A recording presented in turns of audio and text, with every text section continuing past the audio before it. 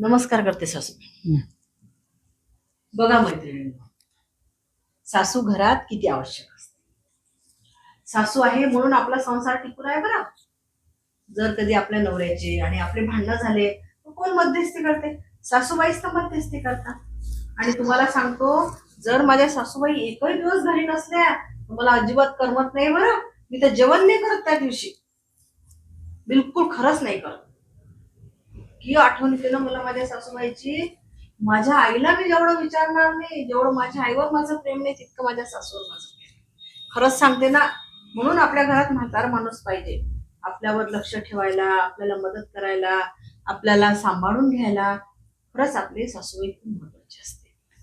हे बचत गटाचे पैसे आहे, हप्ता भरायचा आहे उद्या. त्या अशा असतात सासू. म्हणून मग घरात सासू नाही पाहिजे.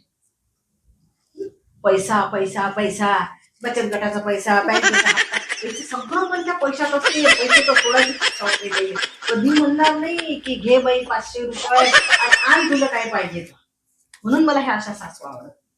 सासू नसली तर चालते घरात.